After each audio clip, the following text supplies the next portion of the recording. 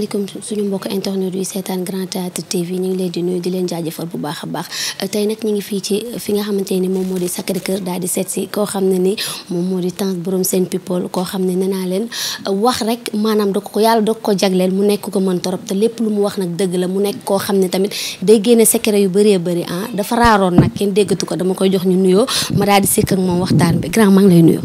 waa tout d'abord bàyyi ma nuyoo ak sénégalais yi plus particulièrement les internautes de Grand Théâtre TV delloo la nuyoo bi di naan salaamaaleykum dal leen ak jàmm.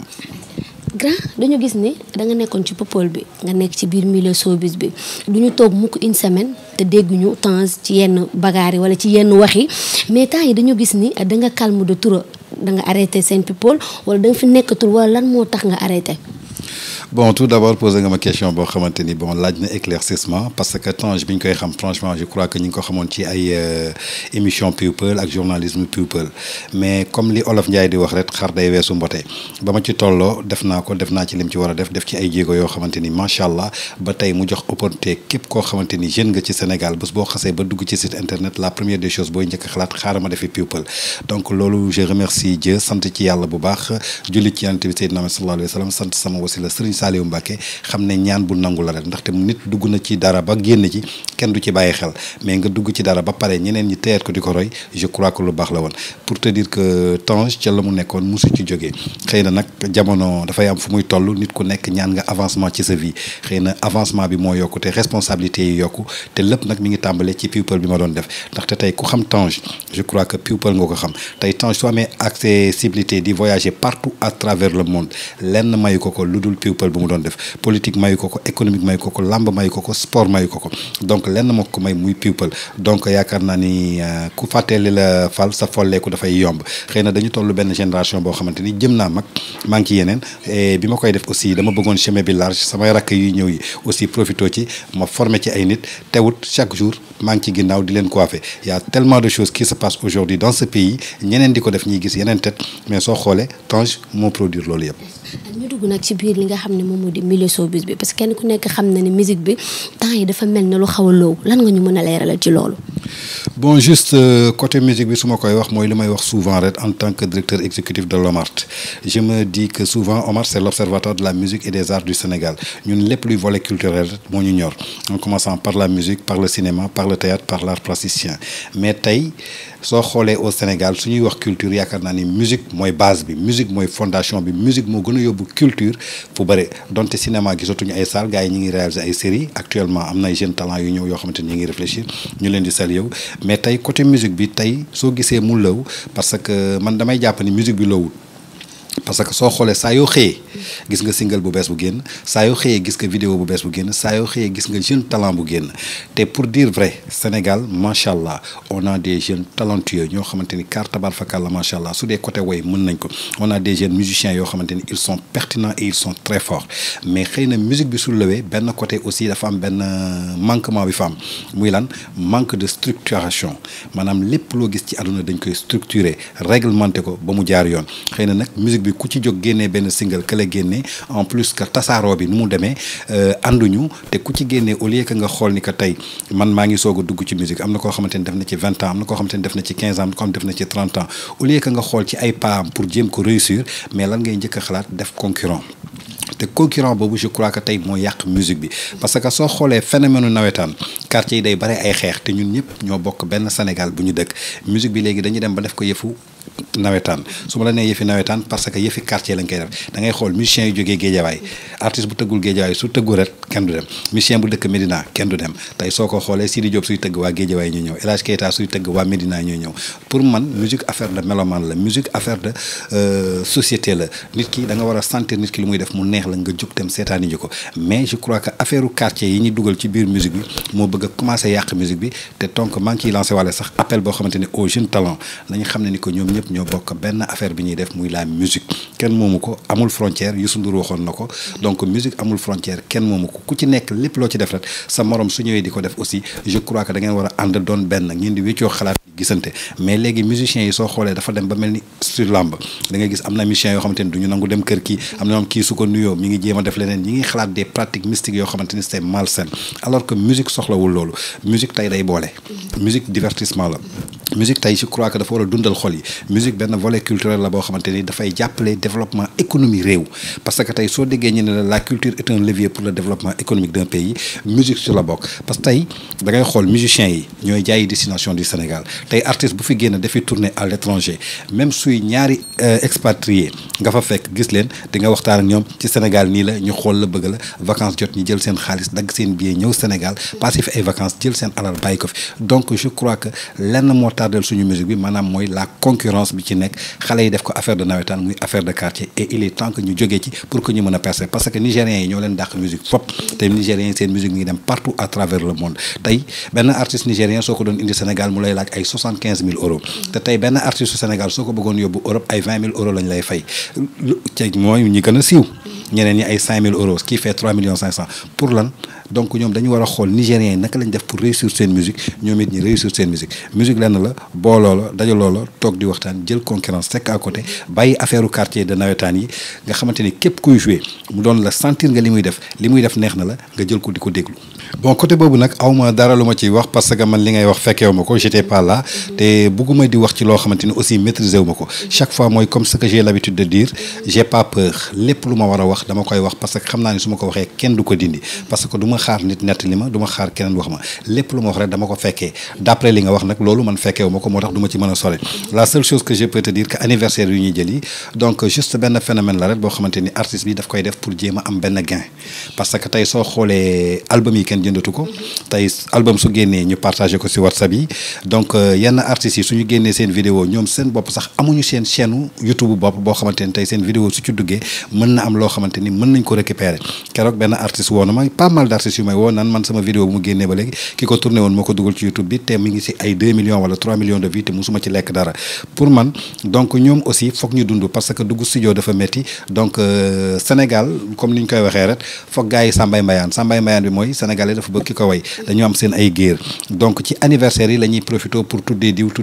de ce fait que spectacle bi su paree au minimum ñi am ci benn somme boo xamante ni mën nañ ci réaliser benn projet loolu moo tax gars yi di dem à l'assaut du grand théâtre mais loolu dafa dem ba dafa mel ni kon biir milieu bi Sambay Mbayaan ji moo ci ëpp parce que kenn wayatul way boo xamante ne ni da nga ciy way sa géer pour mu may la waaw Sénégal moom soo doon calculer tey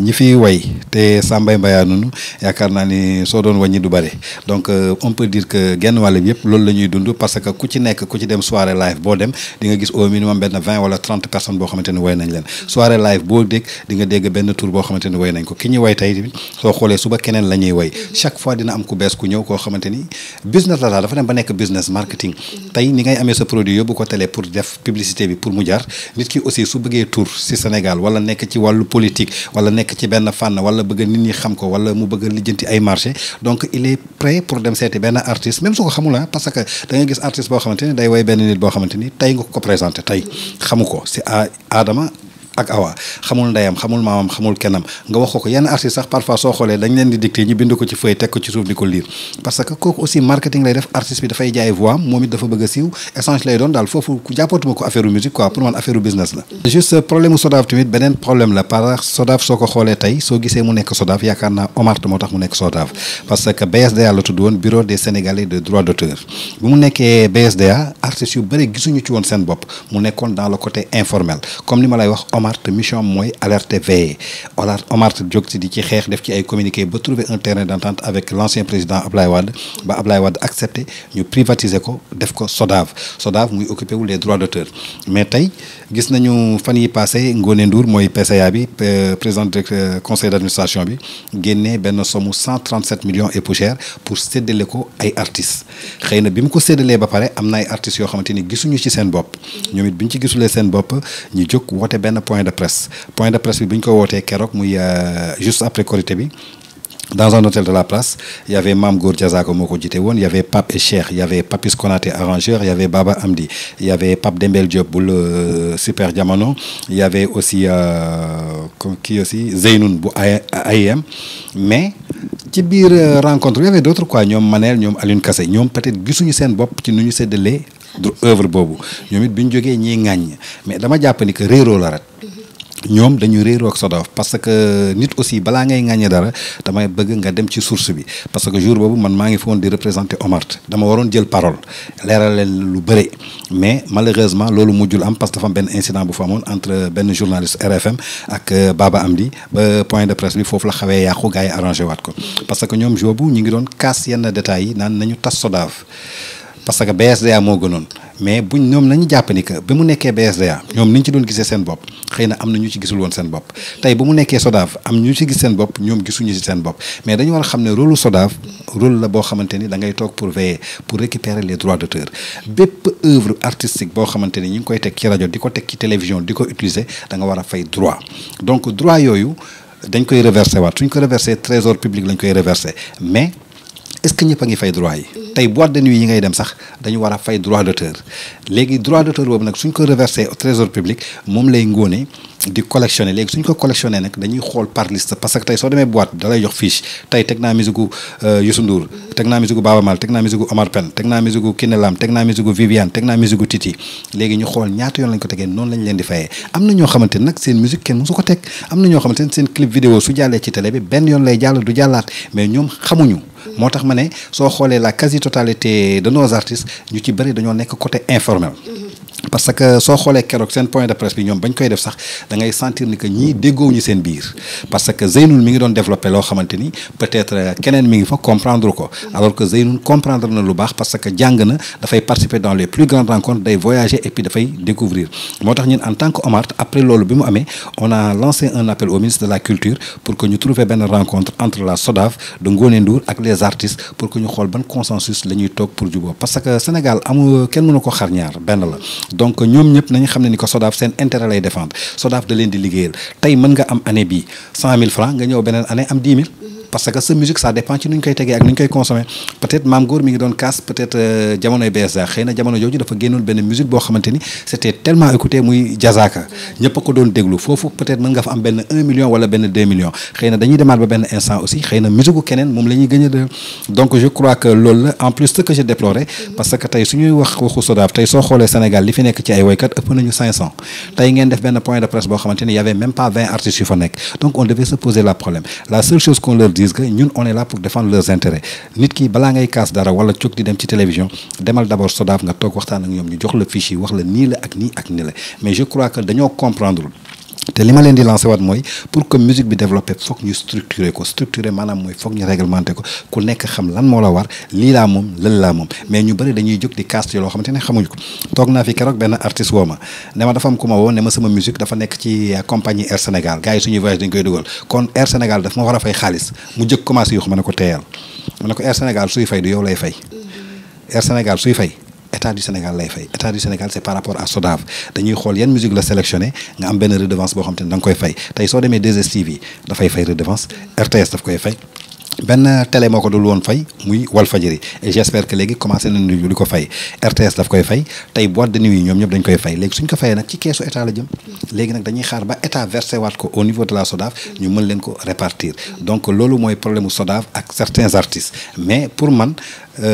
dara su amee SODAV d'accord mi ngi def ay jéego mais xëy na amuñu actuellement pas de personnel pour mën a def recouvrement yëpp parce que mënuñu recouvrir ñëpp parce que soo xoolee c'est partout à travers le Sénégal muy Tamba muy Fongolemi même musique bi ñu fay dañ koy def moo tax ñun Omart bi ñu ko jëlee ma lancé woon benn appel à Ngoné Ndour ma ne ko tey ñun on est prêt pour def benn partenariat ak SODAV pour jàppale artistes yi tey dañu bëgg benn transparence boo xamante ne day am ci recouvrement yi maanaam xaalis bu ngeen di jëli ñun aussi au niveau de l'Omart dañuy xam ne temps ngeen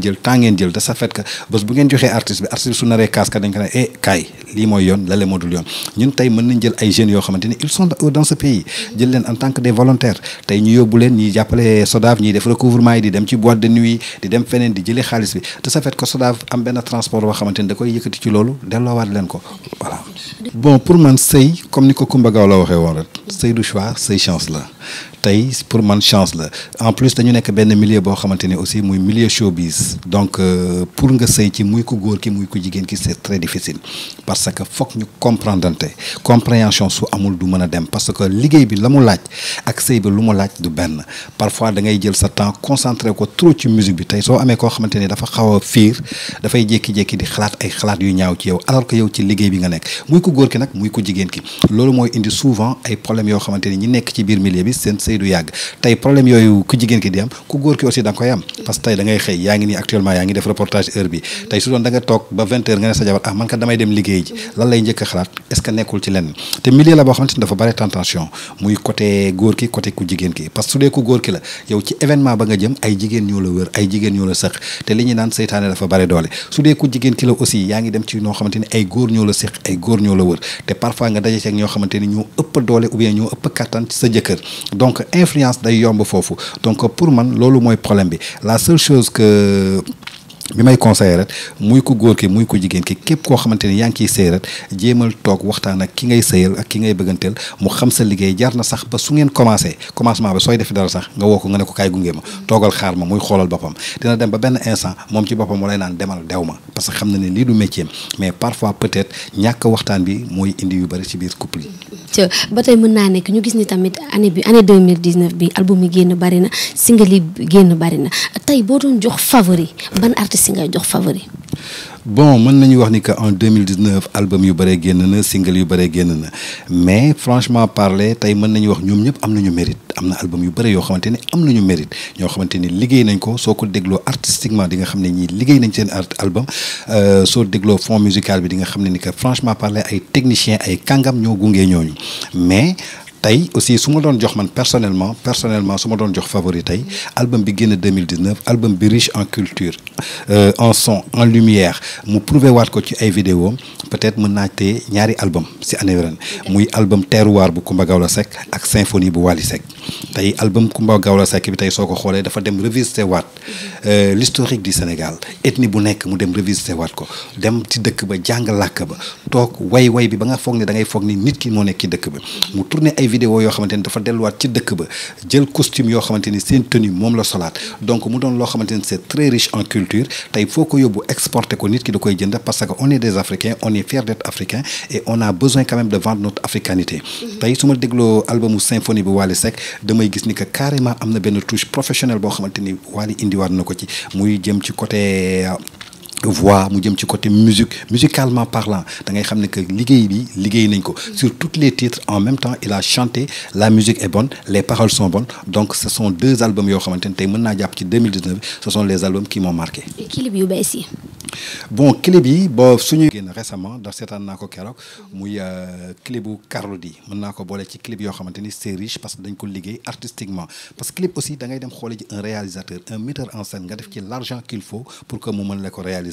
tey su may seetaan clip bu Buña bu Coumba Gawlo Seck damay naan clip bi dafa riche parce que dafa delluwaat ba Kédougou jël seen culture affaire u leket yi affaire u këll yi caaye yi mu dellusiwaat flûte les instruments yoo xamante ni tey moom la ñu naan la patrimoine immatériel boo xamante ni tey mi ngi nekk en vague disparition lu mel ni tey kora lu mel ni riiti lu mel ni flûte mu dellusiwaat yooyu yëpp te tey ñun je crois que culture Sénégal loolu moo ko marqué woon. Tange lan ngay tàggoo. waa di la gërëm di la sargal di nuyu internetu Grand Théâtre TV yëpp di noon mbégte la woon ak bànneex pour man partager ak yéen di ñaan jàmm ci réew mi yàlla defal ñu ko